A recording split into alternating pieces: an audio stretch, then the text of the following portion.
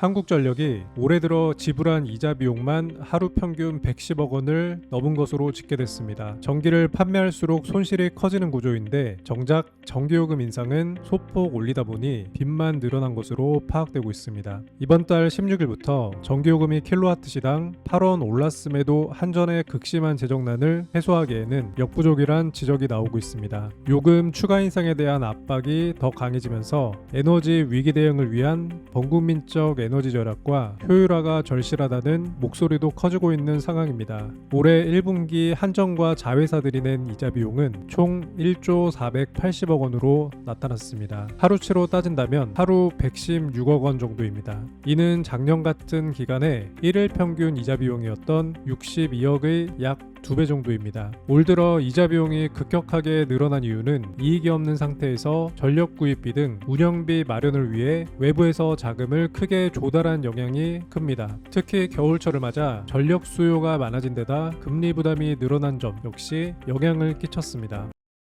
경찰청 국가수사본부 중대범죄수사과는 25일 가수 이선희 씨를 불러 회사 돈을 횡령한 혐의를 조사했다고 밝혔습니다. 경찰은 이선희 씨가 2013년도 설립한 기획사 원 엔터테인먼트의 대표이사로 재직할 당시 여러 차례 회사 자금을 횡령했다는 첩보를 입수하고 수사에 착수했습니다. 경찰은 이선희 씨가 회사 직원을 허위로 등재하는 등의 수법으로 회사 자금을 유용한 사실이 있는지 조사 중입니다. 이선희 씨는 경찰 조사에서 대표이사였지만 본인은 아티스트일 뿐 경영에는 전혀 참여하지 않았다며 관련 혐의를 부인한 것으로 알려졌습니다. 이선희 씨의 현재 소속사인 후크 엔터테인먼트는 이날 입장문을 내고 이선희 씨는 성실히 조사에 임하며 사실관계를 소명할 예정이라고 밝혔습니다. 13년도 설립했던 원 엔터테인먼트 기획사는 지난해인 2022년 8월에 폐업했는데 폐업 전 이선희 씨의 딸인 윤모 씨 그리고 후크 엔터테인먼트의 권진영 대표가 해당 회사의 사내이사로 등재된 바 있습니다. 이선희 씨는 현재 소속사인 후크 엔터테인먼트의 사내이사를 지냈었는데 지난해 11월 가수 이승기 씨와 후크 엔터테인먼트 간 정산료를 둘러싼 갈등이 권 대표의 법인카드 유용 의혹으로 번졌을 때 경영진이었던 이 씨의 관여 의혹도 제기된 바 있습니다.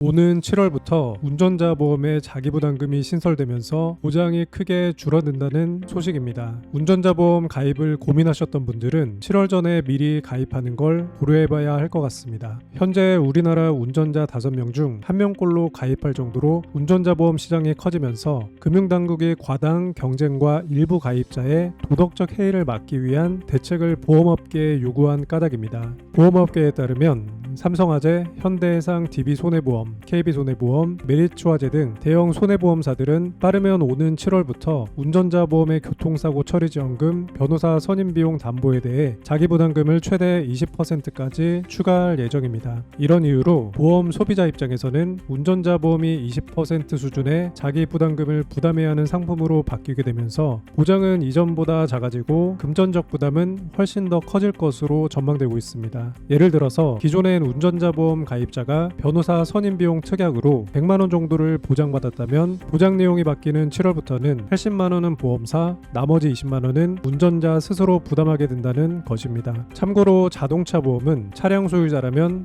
의무적으로 가입해야 하는 반면 운전자 보험은 차량 운전자에게 발생할 수 있는 위험을 보장해주는 선택적인 보험 상품입니다. 대표적으로 피보험자의 상해 사고와 운전 중에 발생하는 사고로 인한 법률 비용 및 합의금 등을 보장해줍니다. 과거 운전자 보험은 형사합의금, 변호사 선임 비용을 정액으로만 보장했으나 중복 가입 시 실제 발생한 형사합의금보다 더 많은 액수를 보장받을 수 있어 도덕적 해이와 보험 사기를 초래한다는 비판을 받았습니다. 당시 형사합의금을 보장하는 특약의 최대 보장액이 사망 시 3천만 원이었지만 15년이 지난 현재는 최대 2억 원으로 급증하기도 했습니다. 이처럼 운전자 보험에 대한 관심이 급증한 데는 운전자에 대한 처벌이 강력해진 점도 영향을 미쳤습니다. 윤창호법, 민식이법 등이 제정이 되면서 안전운전과 보행자에 대한 이슈가 발생했고 해당 내용들을 반영하며 법률 비용을 함께 보장해주는 운전자 보험 상품이 인기를 끌었습니다.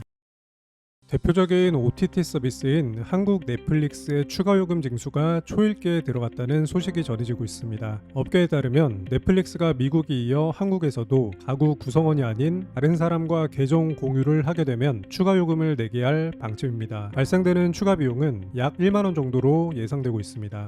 해당 내용이 알려지며 SNS에는 넷플릭스에 대한 소비자들의 불만이 터져나오고 있습니다. 넷플릭스는 지난 2017년 사랑은 암호를 공유하는 것이라는 트윗도 게시한 바 있어 소비자들은 현재의 넷플릭스 행보가 예전과는 다르다는 비판이 쏟아지고 있습니다. 넷플릭스가 이처럼 소비자들의 불만에도 계정 공유 금지를 강행하는 것은 단기적으로는 이용자가 줄겠지만 시간이 지나면서 이용자 수가 오히려 더 늘어날 것으로 보고 있기 때문으로 해석됩니다. 넷플릭스 측은 일부 구독을 취소하는 가입자들이 발생하겠지만 단기적인 영향일 것이라며 추후 독립형 계정이 추가됨에 따라 넷플릭스의 수익 개선이 될 것이라고 자신하기도 했습니다. 이 같은 소식에 누리꾼들은 계정 공유 금지하면 넷플릭스 바로 해제할 것이다. 언제는 계정 공유 홍보까지 해놓고 이제 와서 공유 금지는 도둑놈 심보다. 안 그래도 비싸고 볼 것도 없었는데 다른 OTT 서비스로 갈아타야겠다 등의 날카로운 반응들을 보였습니다.